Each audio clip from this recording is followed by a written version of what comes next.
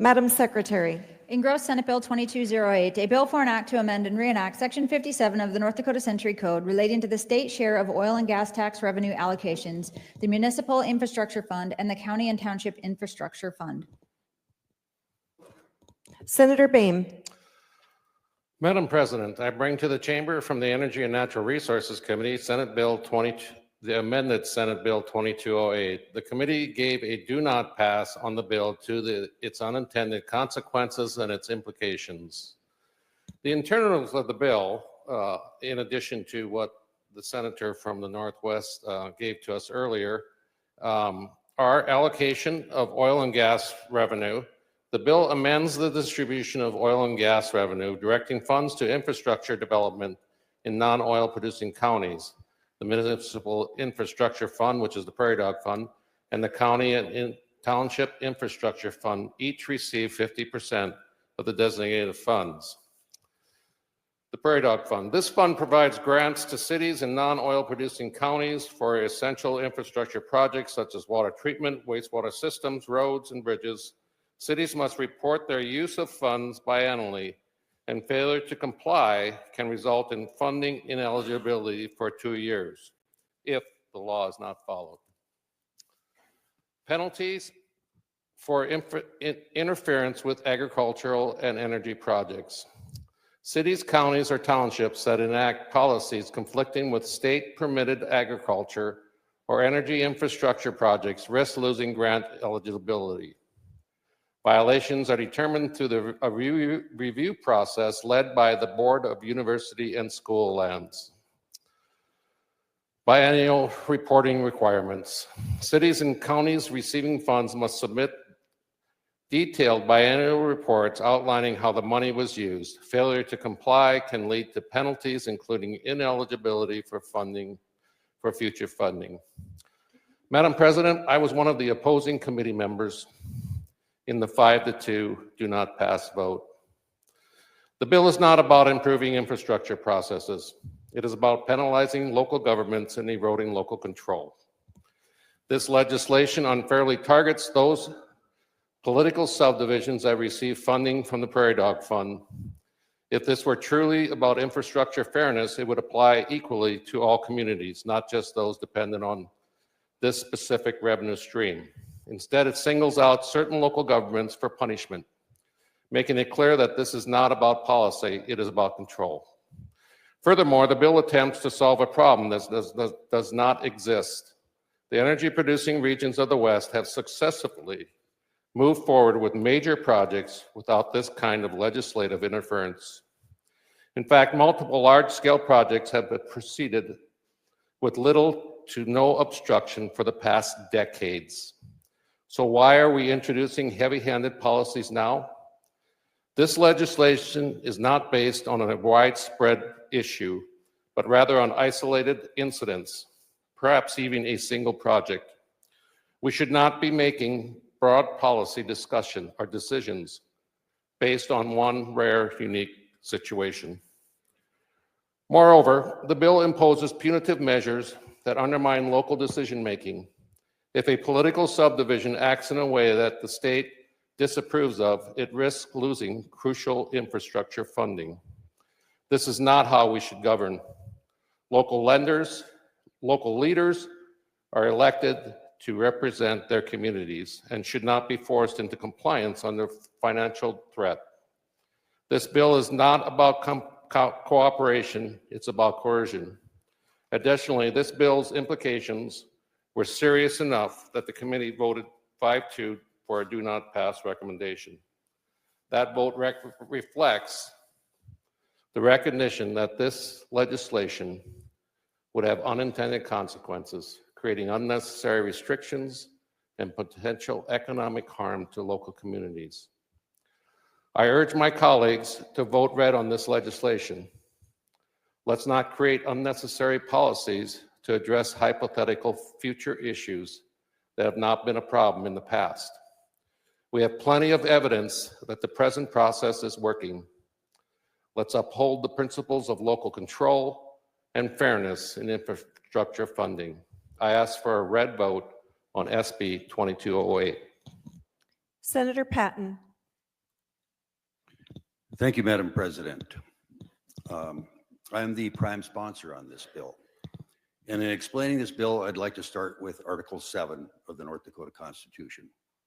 As a reminder, when we took our oath of office, we swore that we would uphold the Constitution of the state of North Dakota as well as the U.S. Constitution.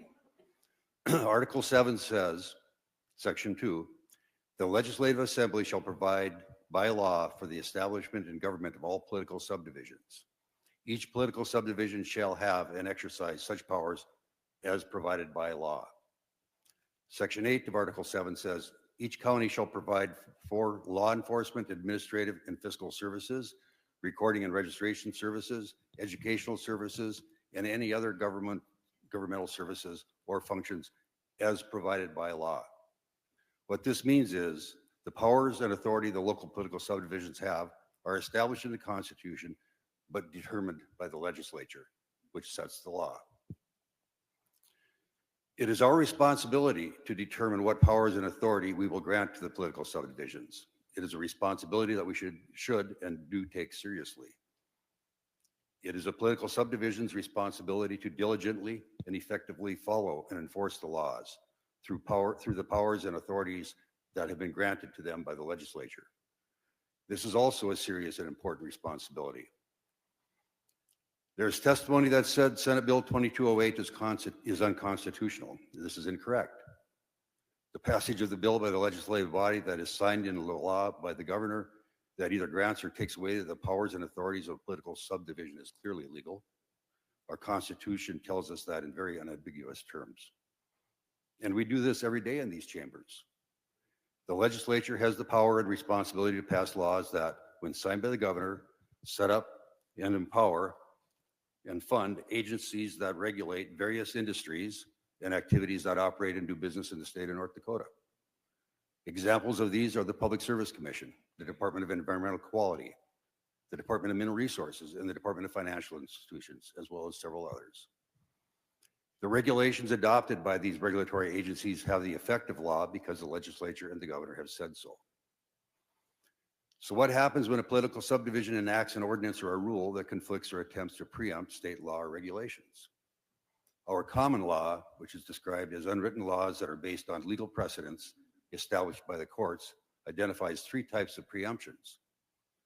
Express preemption, where a county ordinance contravenes state law when there is an explicit state law or rule restraining a county's authority. Field preemption, where an ordinance contravenes state law and when the industry or activity is already subject to substantial state control through broad and encompassing rules. And conflict preemption, where a local governing body cannot validly enact a zoning ordinance that contravenes federal or state law. The courts have found in favor of the state in lawsuits regarding these issues. Which brings me to my next point. We pass state laws or enact state regulations with the anticipation that they will be followed. But what happens if they are not? If there is no penalty language, then the option for an aggrieved person or entity is to file a lawsuit to force compliance.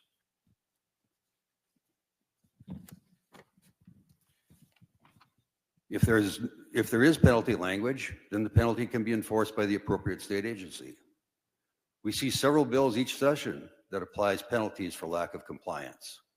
We voted on several of them just yesterday. Examples include a bill regarding weather modification and one regarding content in libraries. Both bills are part of laws that include criminal penalties if a local political subdivision fails to comply with the bill if it was passed into law. Criminal penalties. There are also bills this session that include financial penalties. We are also considering a property tax relief and reform bill that will provide tax relief, but in addition will put restrictions on local political subdivisions and their ability to increase taxes that they levy. Madam President, this reform will be much more impactful on local tax revenue than Senate Bill 2208 will. Senate Bill 2208 very simply applies a penalty if a local political subdivision fails to comply with state laws or regulations. It affects linear energy infrastructure and confined animal feeding operations. If the local restrictions are in violation, then their share of the prairie dog funding will be withheld and shared with the remaining political subdivisions that do not enact restrictive ordinances. The bill contains a process for an appeal of a negative decision to the State Land Board. Prairie dog funding is oil and gas generated tax dollars that are shared with counties and townships to help with infrastructure costs. The only reason that we have prairie dog funding, as well as the other funding for schools, water projects, road infrastructure, property tax relief, and many other uses, is because we have energy infrastructure in place to drill, process, and transport our oil and gas resources. Earlier this session, you were handed out a map prepared by the energy industry. This is a heat map. It shows where the dollars go from our energy tax dollars. Since 2008, it's generated $32 billion for the state of North Dakota. Now remember, 95% of that oil, of the oil that funds more than 50% of our general fund budget, comes from 4 counties: Dunn, McKenzie, Montreal, and Williams. These counties have borne the impact of well pads, oil pipelines, natural gas pipelines, produced water pipelines, electrical generation and transmission infrastructure, gas processing plants, compressor station, roads, and many others. We have more than 30,000 miles of pipeline in our state, and I would argue that a significant majority of them are located in these 4 counties. I talked with one landowner in McKenzie County whose family has 40 miles of pipeline on the land that they own. This landowner, along with most other landowners in the 4 counties, endure this type of impact so that the rest of the state can enjoy the benefits of shared tax revenue. Madam President, our economic opportunity is tied to energy and agriculture. This opportunity, whether it is value-added energy, value-added agriculture, data centers, or other new industries, will depend on our ability to generate power, transport power, and utilize power. This means that we will need to further develop our energy infrastructure. This also means that our best way to realize this opportunity is to have uniformity in our regulations regarding projects that involve multiple jurisdictions. So my question is, why should a political subdivision which objects to energy infrastructure benefit financially from tax dollars that require a great deal of energy infrastructure to generate? I ask for your green vote on Senate Bill 2208. Senator Magrum. Madam President, this bill here is not only divisive, it's an attack on First Amendment. I find it ironic the bill sponsor is using the Constitution as he's trying to trample on our First Amendment rights and our rights to our property rights, because I think we all know where this bill is coming from. It's focusing on my district, which is Emmons and Burleigh County. I'll tell you one thing about Emmons and Burleigh County. We are the energy corridor. Everything travels through our counties. It doesn't matter if it's the 3 major power lines, the DAPL pipeline, Trans-Canada pipeline, DAPL pump station. We've got the WBI pipeline. We got a ton of windmills. We got everything. We've been so very supportive of industry in this state. One time we questioned things and they want to put their heel on our throat. And that's what this bill's trying to do. I got to tell you, even if we weren't the energy corridor, we still have had a lot of expenses because of oil and gas development in this state. I mean, we're seeing our housing costs went way up. Our labor costs went way up. Even our gravel costs went up almost 6-fold from what they used to be before oil development. Equipment costs, policing, our crime. Burleigh County, I serve the greater Burleigh County. We have all the criminals that have come in. We're housing them out here. I mean, yeah, we've seen growth in our district, but we've seen a lot of expenses. The prairie dog funds, I mean, we can get by without them, but I don't think that we should be cut out of them because we question one project. I think it's just ridiculous. I mean, this can't be even about money because the bill sponsor's own county is in violation of the law. They have way more money on hand than law allows. So I don't know what it's about. If they need the money, why aren't they using the money they have? If they want to take away any money we get and attack our people. So I just want to say, in the words of my son that spoke at the committee hearing, I hope this bill dies. Please vote red. Senator Angut.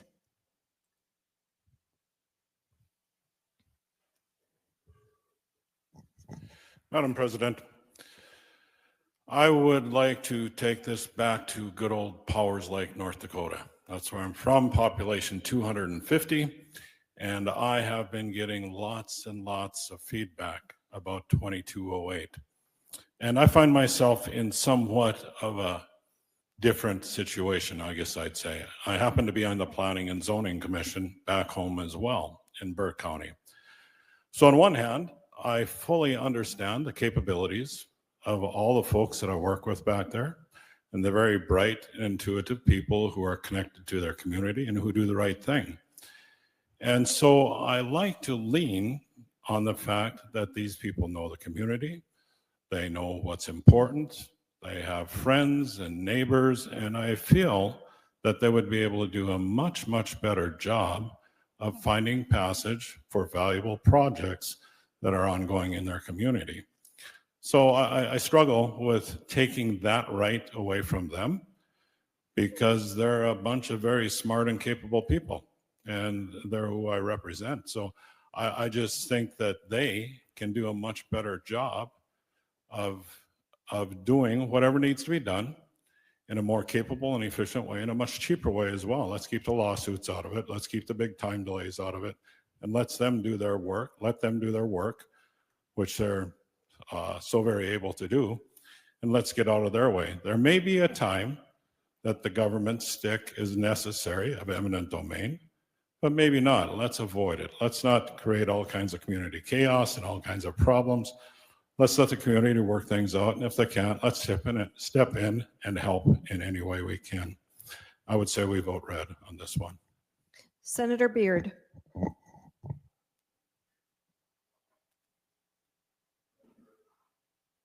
Madam President, I'm also standing in opposition to this bill.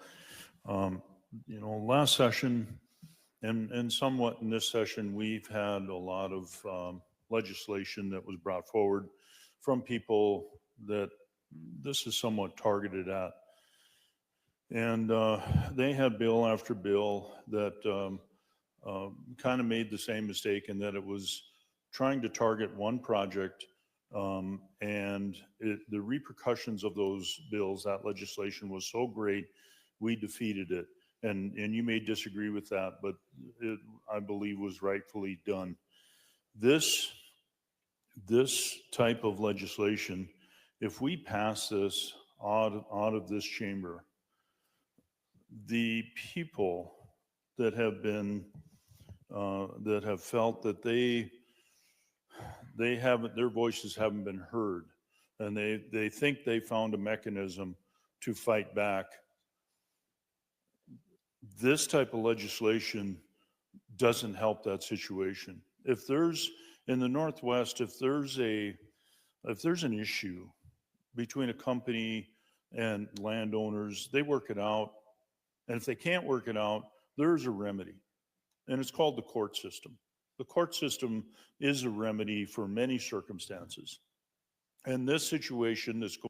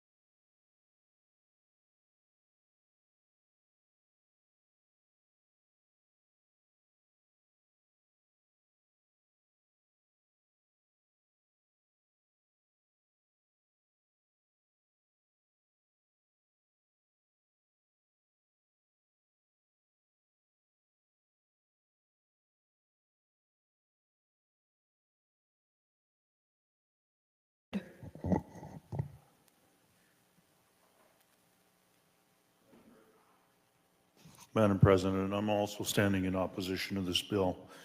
Last session and somewhat in this session, we've had a lot of legislation that was brought forward from people that this is somewhat targeted at.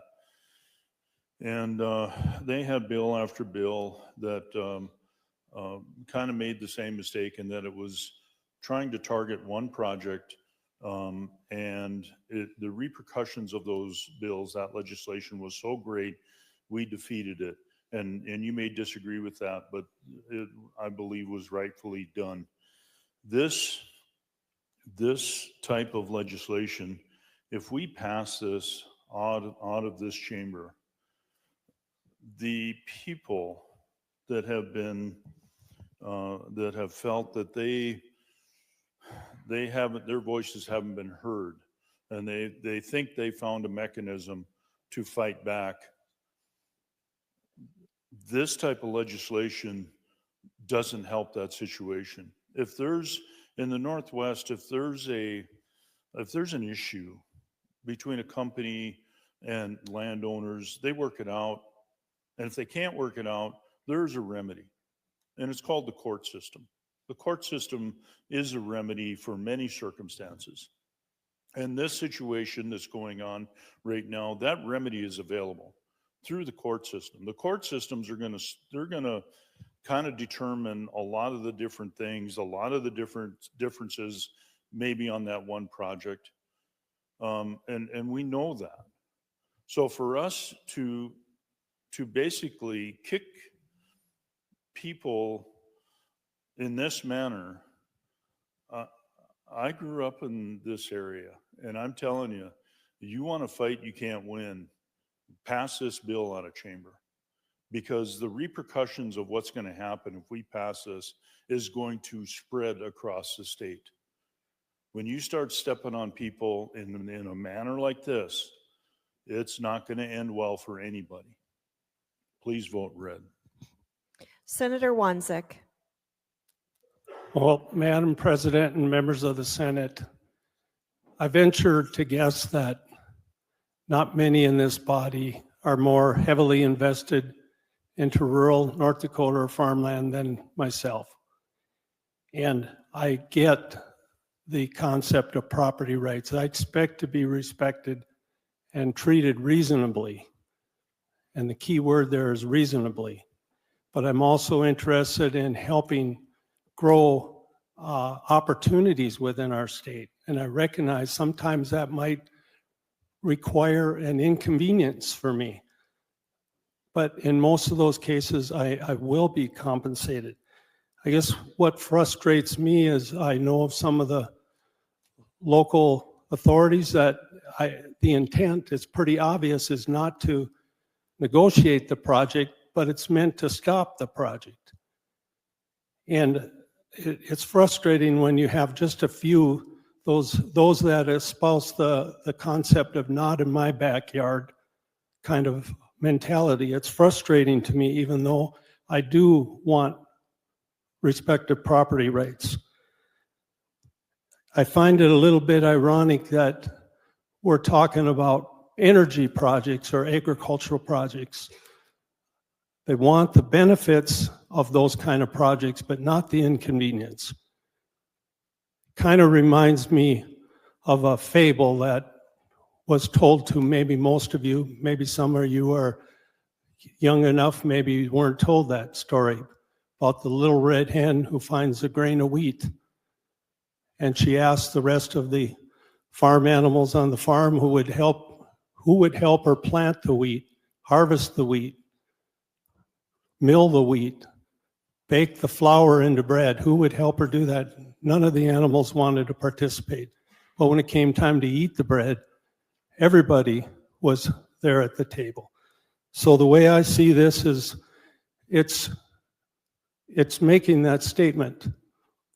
You know, we all have to be part of this state's progress, and we all have to be supportive at times of the projects. And I do believe there will be oversight. And I expect to be treated reasonably by project managers. However, we can't always let just a few people shut down projects that mean a lot to our state. I hope we vote green. Senator Kessel. Madam President, I stand before you in support of this as well. Last session, we stood here and we talked about what we can do in the state for animal agriculture. And we chose that we can move ahead on this. A little while ago, we sat here and we listened to Bill 2342, where we're proposing financing for a milk processing plant, which I think is kind of interesting that we're standing here before you to do that, yet are we going to have any dairies to go ahead and feed the milk processing plant? Every time we propose a plant, it seems like it doesn't want to be in my backyard. What do we need to do here to, I understand the people's property rights and what's going on there, but we need to do something that if we have laws in place to go ahead and regulate all this, and yet every time that we're ready to do it, we move the goalposts on these people wanting to do these projects. So, you know, I guess I was a big proponent for the agricultural side of this because we need to do something. We just heard. We went from 17,000 head of dairy to 9, and now we can't propose a plant, yet we want to do a processing plant. So with that, I'm going to support this bill. Senator Weber.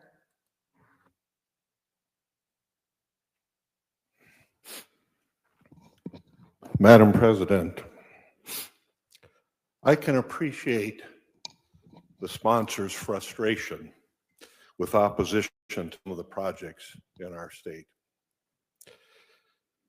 When the state began promoting some of these projects, our leaders made it very clear that we're not going to use eminent domain. But it just feels to me now that this bill, at the end of the day, effectively nearly does the same thing. And I said yesterday that little by little we continued to lose. We give up some local control by some of the policies that we're passing into law. And let's look at some of the various things we've been talking about this session. At the city, we're debating various policies that potentially suppresses local control.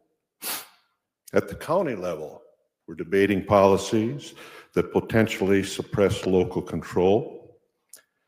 At the school district level, we're debating policies that takes away some of that local control. We don't like it when federal government tells our state what to do. Why should we like it then when our own state is telling our cities, counties, school districts, and other political subs what to do?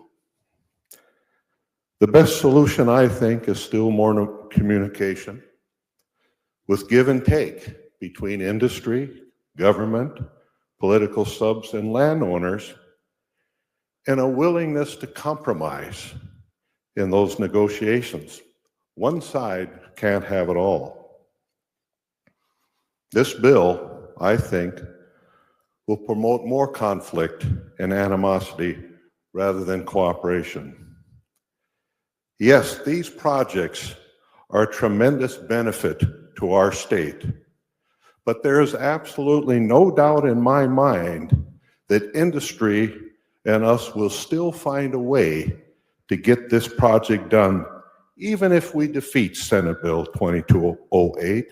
So I hope that you will consider voting no. Thank you. Is there any further discussion? Hearing none, the question is on the final passage of Senate Bill 2208. The secretary will open the key and each senator will record his or her vote. Have all senators voted? Does any senator wish to change their vote? The secretary will close the key and take the tally. Final tally on Senate Bill 2208 reveals 19 ayes, 27 nays, 1 absent, not voting. The bill is lost.